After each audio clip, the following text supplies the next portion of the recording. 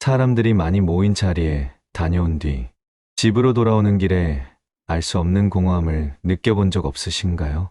분명히 웃고 떠들며 즐거운 시간을 보낸 것 같은데 현관문을 열고 들어서는 순간 밀려오는 피로감과 함께 내가 오늘 거기서 무슨 말을 한 거지?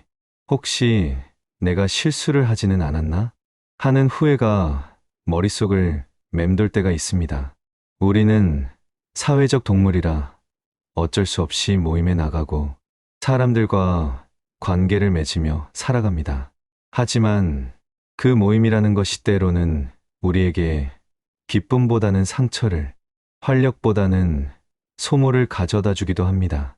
사람들 사이에서 돋보이고 싶어서 혹은 무시당하지 않으려고 애쓰다가 오히려 내 가치를 깎아먹는 행동을 하기도 합니다.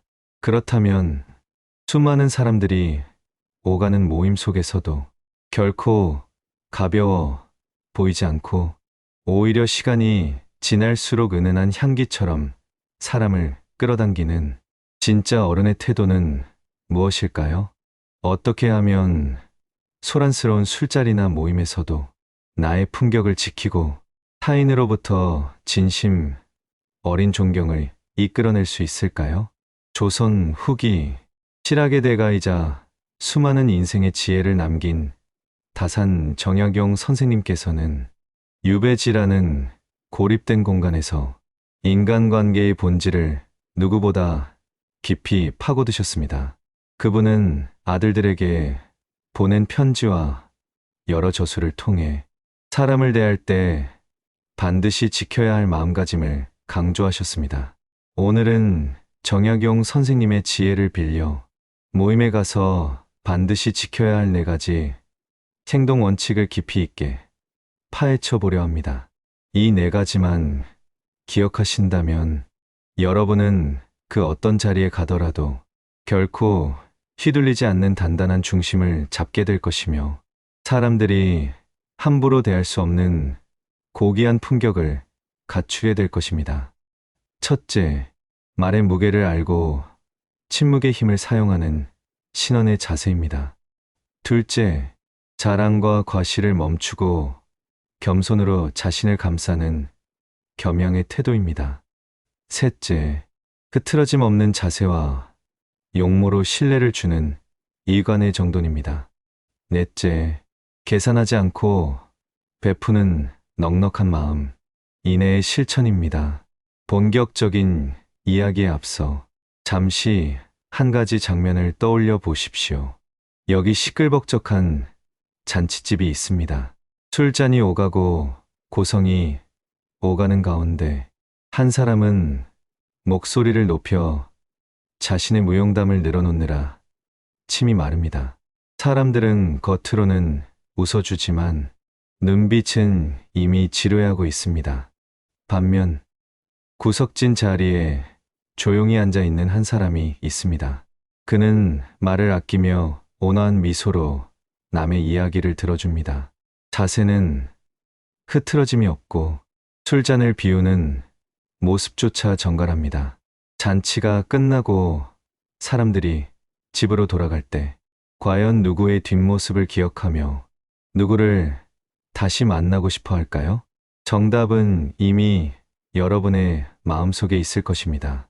지금부터 그 깊은 지혜의 숲으로 여러분을 안내하겠습니다. 첫 번째 원칙은 말의 무게를 알고 침묵의 힘을 사용하는 것, 즉 입을 무겁게 지키는 태도입니다. 정약용 선생님께서는 말씀하셨습니다. 말을 많이 하지 말며 격렬하게 성내지 마라. 말이 많은 것은 재앙의 근원이요 지나친 분노는 제 몸을 태우는 불길이니라. 우리가 모임에 나가서 가장 빈번하게 저지르는 실수는 무엇일까요? 바로 침묵을 견디지 못하는 것입니다. 대화가 끊어지는 그 찰나의 정적을 어색해하여 굳이 하지 않아도 될 말을 꺼내고 맙니다. 나를 좀 더 드러내고 싶어서, 내가 이만큼 아는 것이 많다는 것을 증명하고 싶어서 남의 말을 끊고 끼어들기도 합니다. 특히 술이 한 잔 들어가면 이성이라는 빗장이 풀리면서 평소라면 가슴속 깊이 묻어두었을 비밀이나 타인에 대한 험담까지 쏟아내게 됩니다. 예를 들어보겠습니다. 오랜만에 동창회에 나간 김철수 씨가 있습니다. 철수 씨는 분위기를 주도해야 한다는 강박관념이 있습니다.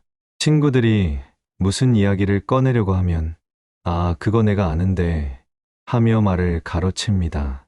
자신의 사업 이야기, 정치, 견해, 심지어 묻지도 않은 집안 사정까지 쉴 새 없이 떠듭니다.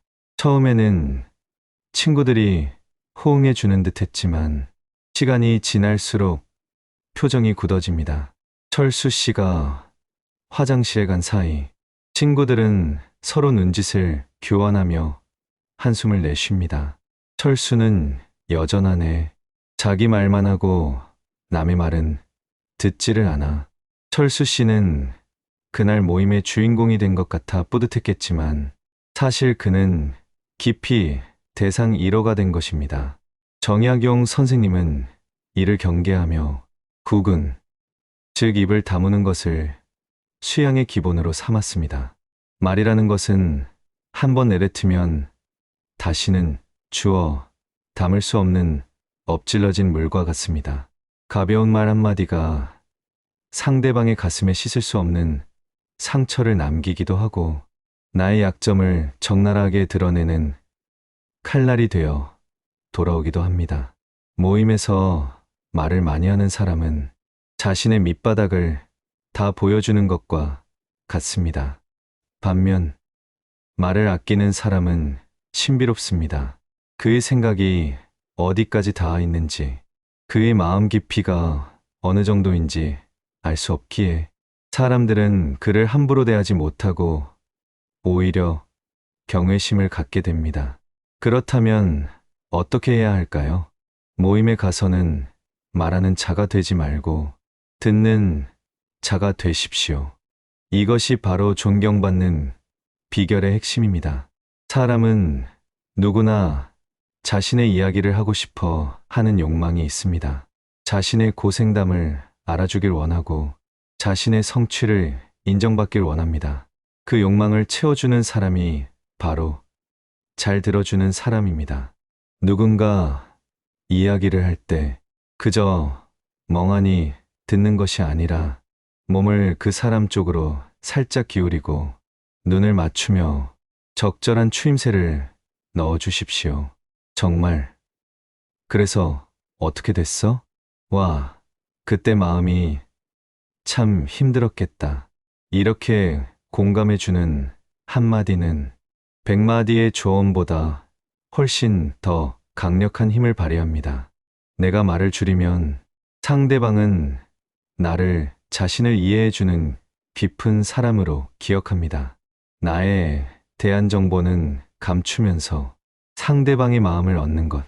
이것이야말로 최고의 처세술이자 지혜입니다. 정약용 선생님은 또한 이렇게 덧붙이셨습니다. 흥분해서 자기도 모르게 내뱉은 말은 반드시 후회를 불러온다. 말을 하려거든 3번 생각하고 입을 열어라. 모임에서 논쟁이 벌어졌을 때 반드시 이기려고 들지 마십시오. 목소리 큰 사람이 이기는 것 같지만 사실은 품격을 잃는 것입니다. 내 의견과 다르더라도 아, 그렇게 생각할 수도 있겠군요. 라고 부드럽게 넘기는 여유를 가지십시오. 그 여유 속에서 당신의 카리스마가 빛나게 됩니다. 침묵은 비어있는 것이 아니라 지혜로 꽉 차 있는 상태임을 명심해야 합니다.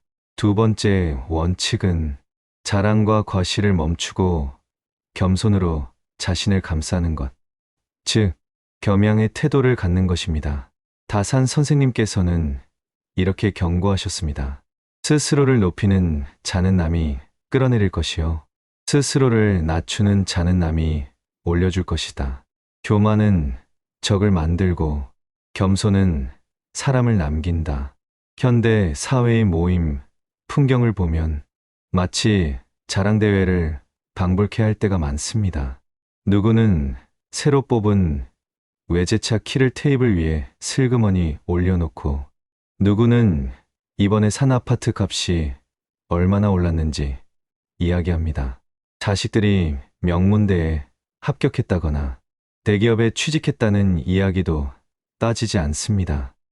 물론 좋은 일이 있을 때 축하받고 싶은 것은 인지상정입니다.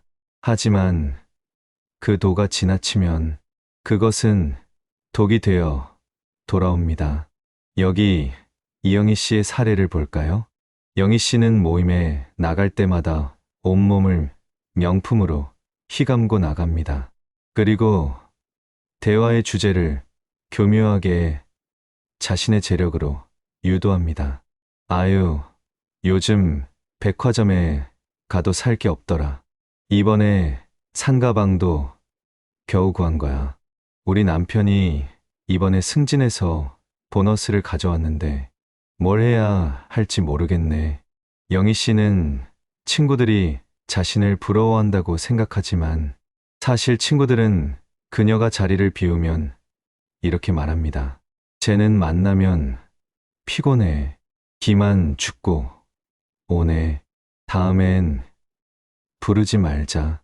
영희 씨의 자랑은 타인에게 상대적 박탈감을 주고 결국 시기와 질투라는 적을 만들어내는 결과를 초래했습니다. 정약용 선생님은 가득 차면 넘친다는 자연의 이치를 꿰뚫어 보셨습니다. 그릇에 물이 가득 차면 더 이상 담을 수 없고 넘쳐흐르듯이 사람도 자신의 복이나 재능을 과시하면 그 복이 달아나고 재앙이 찾아온다고 보았습니다. 특히 가장 어리석은 자랑은 돈 자랑과 자식 자랑입니다. 돈은 돌고 도는 것이라 언제 내 손을 떠날지 모르고 자식의 인생은 부모의 뜻대로 되는 것이 아니기 때문입니다. 진정으로 존경받는 사람은 자신의 빛을 감출 줄 아는 사람입니다. 이를 도광양회라고 합니다. 자신의 재능을 드러내지 않고 때를 기다리며 은밀히 힘을 기른다는 뜻이지만 인간관계에서는 나의 잘남을 숨기고 상대를 배려하는 마음으로 해석할 수 있습니다. 모임에서 누군가 당신을 칭찬한다면 우쭐해하지 말고 공을 다른 사람에게 돌리십시오. 다 여러분이 도와주신 덕분입니다. 운이 좋았을 뿐이에요. 이렇게 말하는 사람에게 사람들은 더 큰 호감을 느낍니다. 저 사람은 저런 위치에 있으면서도 참 겸손하구나 하는 생각이 들게 하는 것입니다. 이것이 바로 고개 숙인 벼의 지혜입니다. 또한 나보다 상황이 좋지 않은 사람 앞에서는 더욱 조심해야 합니다. 건강을 잃은 사람 앞에서 건강 자랑을 하지 말고 직장을 잃은 사람 앞에서 승진 이야기를 꺼내지 마십시오. 진정한 귀티는 명품 옷에서 나오는 것이 아니라 타인의 아픔을 배려하는 섬세한 마음씨에서 나옵니다. 정약용 선생님은 유배지에서 농부들과 어울리며 자신이 당대 최고의 학자였음에도 불구하고 항상 배우는 자세로 그들을 대했습니다. 그랬기에 그는 유배지에서도 수많은 제자를 길러내고 백성들의 존경을 받을 수 있었던 것입니다.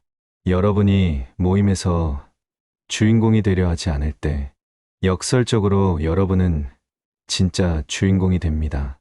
자신을 낮추면 사람들이 당신을 높은 곳으로 올려줄 것입니다. 자랑하고 싶은 마음이 턱 끝까지 차오를 때 그것을 꿀꺽 삼키는 것, 그것이 바로 내공입니다. 빈 수레가 요란하다는 옛말을 잊지 마십시오. 속이 꽉 찬 사람은 굳이 자신을 증명하려 애쓰지 않습니다. 그저 존재 자체로 빛이 나기 때문입니다. 세 번째 원칙은 흐트러짐 없는 자세와 용모로 신뢰를 주는 것. 즉, 의관을 정제하고 자세를 바르게 하는 것입니다. 정약용 선생님은 말씀하셨습니다. 용모는 마음의 거울이다. 옷차림이 단정하지 못하면 마음도 흐트러지고 자세가 바르지 못하면 생각 또한 삐뚤어진다. 남을 대할 때는 마치 귀한 손님을 대하듯 정성을 다해 갖춰 입고 자세를 꼿꼿이 하라. 현대 사회에서는 편안함이 미덕처럼 여겨집니다. 에이, 우리 사이에 뭐 어때? 하며 슬리퍼를 끌고 나오거나 구겨진 옷을 대충 입고 모임에 나가는 것을 소탈하다고 착각하기도 합니다. 하지만 모임의 성격에 맞지 않는 옷차림과 흐트러진 자세는 상대방을 무시하는 행동으로 비칠 수 있습니다. 특히 술자리에서의 모습은 그 사람의 본성을 적나라하게 보여줍니다. 처음에는 점잖게 시작했지만 술이 몇 순배 돌고 나면 넥타이를 풀어헤치고 의자에 거의 눕다시피 기대 앉아 다리를 꼬고 턱을 괴는 사람들이 있습니다. 눈은 풀리고 혀는 꼬이며 행동이 거칠어집니다. 이런 모습을 보면서 우리는 그 사람에 대한 신뢰를 거두게 됩니다. 아, 저 사람의 바닥이 저기구나 하고 생각하게 되는 것이죠. 박 부장님의 사례를 들어볼까요? 박 부장은 평소 회사에서는 엄격하기로 소문난 상사입니다. 하지만 회식 자리만 가면 돌변합니다. 술에 취해 위솥을 벗어 던지고 부하 직원들의 어깨를 툭툭 치며 반말을 섞어 훈계를 내려놓습니다. 심지어 식당 직원에게 큰 소리로 단찬을 더 가져오라며 호통을 치기도 합니다. 다음 날 박 부장은 아무 일도 없었다는 듯 출근하지만 직원들의 눈빛은 이미 싸늘하게 식어 있습니다. 그의 권위는 술자리에서의 추태로 인해 바닥에 떨어진 것입니다. 정약용 선생님은 신원서판이라 하여 인물을 평가하는 첫 번째 기준으로 즉 외모와 풍채를 꼽았습니다. 여기서 외모란 잘생긴 얼굴을 말하는 것이 아닙니다. 단정한 옷차림, 바른 자세, 맑은 눈빛, 그리고 절제된 행동 거지를 의미합니다. 사람은 시각적인 동물입니다. 아무리 좋은 말을 해도 그 말을 하는 사람의 태도가 불량하면 그 말은 힘을 잃습니다. 반대로 허름한 옷을 입었더라도 깨끗하게 빨아입고 허리를 꼿꼿이 세우고 앉아있는 사람에게는 함부로 할 수 없는 위엄이 서려 있습니다. 모임에 갈 때는 너무 화려하지는 않더라도 때와 장소에 맞는 단정한 옷을 입으십시오. 이것은 나를 돋보이게 하기 위함이 아니라 함께하는 사람들에 대한 예의를 표하는 것입니다. 당신들을 만나는 이 자리가 나에게는 소중합니다. 라는 무언의 메시지를 옷차림으로 전하는 것입니다. 그리고 자리에 앉을 때는 의자 깊숙이 엉덩이를 넣고 허리를 펴십시오. 다리를 꼬거나 턱을 괴는 행동은 피하는 것이 좋습니다.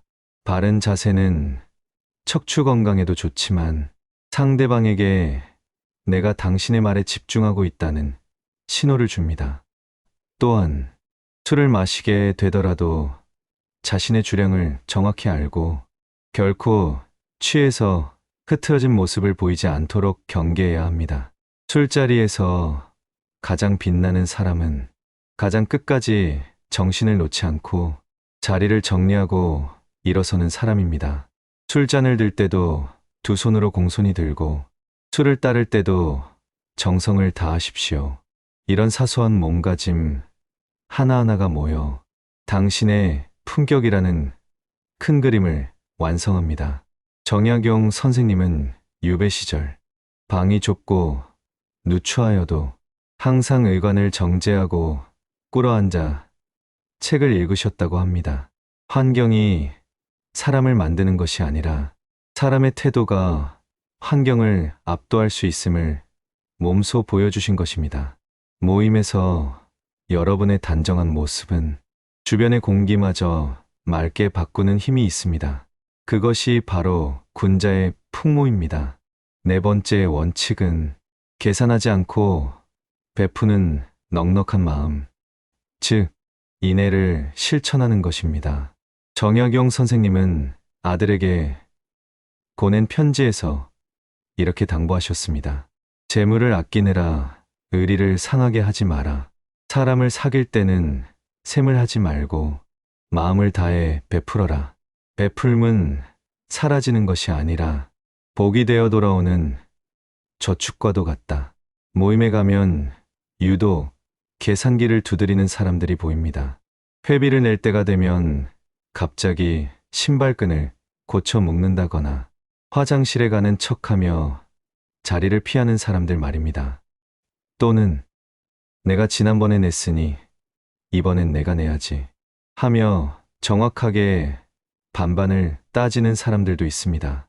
물론 공정함도 중요하지만 인간관계가 너무 계산적으로 흐르면 정이 메마르게 됩니다. 사람들은 머리로 계산하는 사람보다는 가슴으로 베푸는 사람을 따르게 되어 있습니다. 여기 최정민 씨 이야기를 들어보겠습니다. 정민 씨는 모임에서 늘 지갑을 여는 것을 주저하지 않습니다. 그렇다고 그가 엄청난 부자인 것은 아닙니다. 하지만 그는 친구가 힘들어 보이면 조용히 밥 한 끼를 사고 모임에서 부족한 회비가 생기면 슬쩍 채워 넣기도 합니다. 거창한 선물이 아니라도 여행을 다녀오면 작은 기념품이라도 챙겨와서 나누어 줍니다. 정민 씨의 주변에는 늘 사람이 끊이지 않습니다. 그가 어려운 일을 당했을 때 주변 사람들은 발벗고 나서서 그를 도와줍니다. 그가 베푼 커피 한 잔, 밥 한 끼가 어려운 시절 그를 지켜주는 든든한 방패가 되어 돌아온 것입니다. 베풀미라는 것은 꼭 돈이나 물질만을 의미하는 것이 아닙니다. 오히려 정서적인 베풀미 더 큰 감동을 줄 때가 많습니다. 모임에서 소외되어 말 한마디 못하고 있는 사람에게 먼저 말을 걸어주는 것. 누군가의 실수로 분위기가 싸해졌을 때 농담으로 분위기를 풀어주는 것. 다른 사람의 허물을 덮어주는 것. 이 모든 것이 베풀미입니다. 정약용 선생님은 덕불고 티르린이라는 말을 자주 인용하셨습니다. 덕이 있는 사람은 외롭지 않고 반드시 이웃이 있다는 뜻입니다. 모임에서 내가 조금 손해본다는 마음으로 행동하십시오. 맛있는 음식이 나오면 남에게 먼저 권하고 좋은 자리는 연장자나 불편한 사람에게 양보하십시오. 이런 작은 배려들이 모여 당신을 함께하고 싶은 사람으로 만듭니다. 반대로 자신의 이익만 챙기려 드는 사람은 결국 고립될 수밖에 없습니다. 사람의 마음은 거울과 같아서 상대가 나를 이용하려는지 진심으로 대하는지를 본능적으로 알아차립니다. 인색한 사람은 짠돌이라는 별명을 얻는 것으로 끝나지 않습니다. 결정적인 순간에 아무도 그의 편을 들어주지 않는 비극을 맞이하게 됩니다.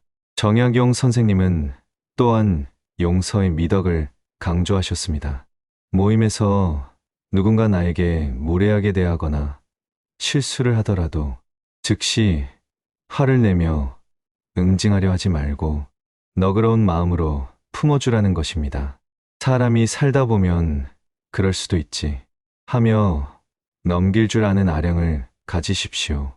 상대방은 자신의 실수를 알기에 당신의 너그러움에 부끄러움을 느끼고 마음속 깊이 고개를 숙이게 될 것입니다. 이것이 진정한 승리입니다. 돈을 쓸 때는 기분 좋게 쓰십시오. 쓰고 나서 내가 샀는데 고맙다는 말도 안 하네? 라며 생색을 내면 쓰지 않은 것만 못합니다.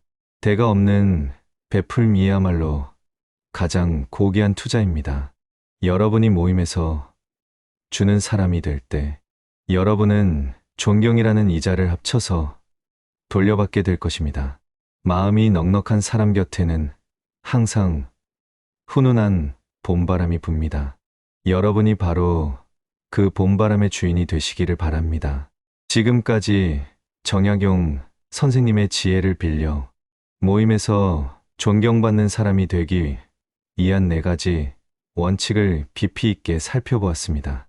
첫째, 침묵의 힘. 말을 아끼고 경청함으로써 타인의 마음을 얻으십시오. 말은 재앙을 부르는 문이 될 수도 있고 신뢰를 쌓는 돌이 될 수도 있음을 기억하십시오.